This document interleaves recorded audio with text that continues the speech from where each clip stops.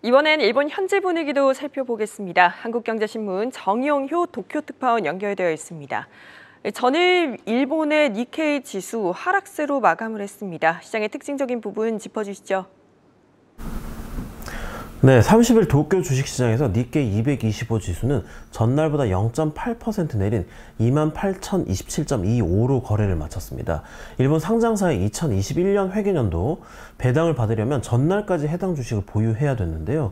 이 때문에 전날까지는 회계연도 말 배당을 노린 투자가들이 주식을 집중 매수하면서 지수도 연일 올랐습니다. 반면 배당 기준일이 끝나면서 주식을 팔려는 투자자들이 늘어나면서 지수가 하락했다는 분석입니다. 장중 한때는 주가가 28,000선을 밑돌기도 했는데요. 우크라이나 정세가 일부 완화될 것으로 기대되면서 낙폭을 줄여나간 끝에 28,000선을 회복하면서 거래를 마쳤습니다. 이날 쿠로다 하루이코 일본은행 총재가 기시다 후미오 일본은행 총재와 면담을 가졌다는 소식이 나왔는데요.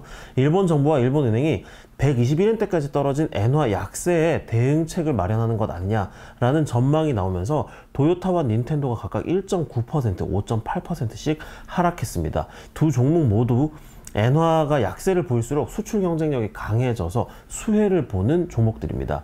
우크라이나 정세가 완화되면 인플레 압력도 줄어들 것으로 예상되면서 종합상사와 같은 자원주도 일제히 하락했습니다. 스미토모 금속광산의 주가도 3.7% 내렸습니다.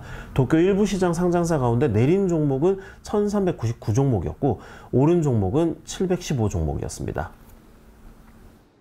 예, 도시바 소식도 알아보죠. 통매각설이 들리던데 어떤 상황입니까?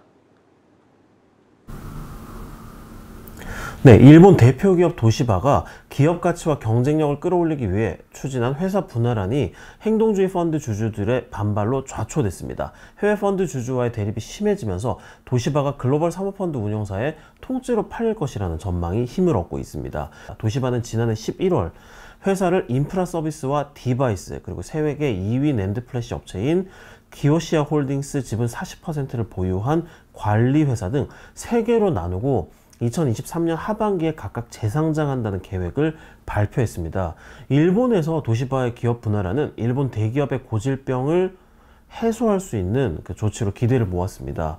하지만 도시바 지분 25% 이상을 보유한 행동주의 펀드들이 미니 도시바 3개가 생겨날 뿐이라면서 반대 의사를 밝히자 도시바의 계획은 휘청거렸습니다. 4개월 만인 지난달 도시바는 디바이스 부분만 떼어내는 이 분할안으로 계획을 수정했습니다. 공조 자회사인 도시바 캐리어와 엘리베이터 사업부, 조명 사업부를 매각해 2천억엔의 자금을 마련하고 이 돈을 주주 환원에 쓰겠다고도 약속을 했습니다. 그런데도 분할안이 부결이 되자 도시바가 결국 매각될 것이라는 관측이 커지고 있습니다. 분할안이 도시바 매각을 방어하기 위한 장치이기도 했기 때문입니다. 작년 3월 영국계 사모펀드 CBC 캐피털은 2조 3천억엔에 도시바 지분 100%를 인수한 뒤에 상장 폐지하겠다고 제안을 했는데요. 매각을 주도한 구루마다니 노부아키 당시 도시바 사장을 몰아내고 새 최고 경영자로 임명된 스나카와 사토시 사장이 이 회사 매각에 반대하면서 내놓은 타겟책이 기업 분할안이었습니다. 당장 지난달 니케이 비즈니스가 블랙스톤과 도시바가 매각 협상을 벌이고 있다라는 보도를 내놓는데요. 양측은 일단 이 보도를 부인했습니다. 예, 그리고 일본 상장사의 공시 규정에 변화가 있을 예정이라고 하던데 특징적인 부분 어떤 것들이 있을까요? 네, 일본의 모든 상장사가 이르면 내년부터 관리직급 여성 비율, 남성의 육아휴직 이용률과 같은 인적 정보를 매년 의무적으로 공개합니다. 마이니치 신문은 일본 금융청이 투자자의 기업 가치 판단 지표 가운데 하나로 인적 자본과 관련한 항목을 추가하는 방안을 확정했다고 지난 25일 보도했습니다.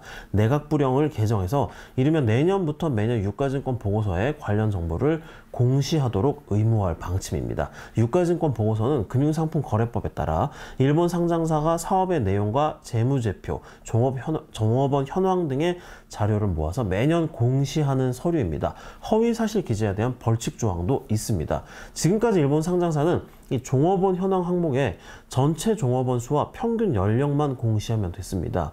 여기에 상장사 관리직 여성 비율과 남성의 육아휴직 이용률, 남녀 간 임금 격차 등을 추가한다는 게 금융청의 구상입니다. 최근 들어 해외 투자가가 투자 판단을 위해서 여성 직원의 현황을 중시하고 관리직 여성이 많은 기업의 실적이 더 좋다라는 분석 결과도 있어서 관련 정보를 보다 충실히 공시하도록 의무화하는 것이라고 이 신문은 설명했습니다.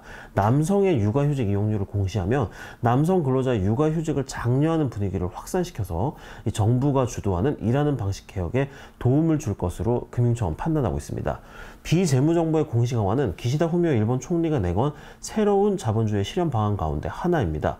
금융청은 기후변화 대응 등 지속 가능한 성장에 대한 기업의 전략을 공시하는 방침도 확정했습니다. 지금까지 도쿄에서 한국경제신문 정여유였습니다.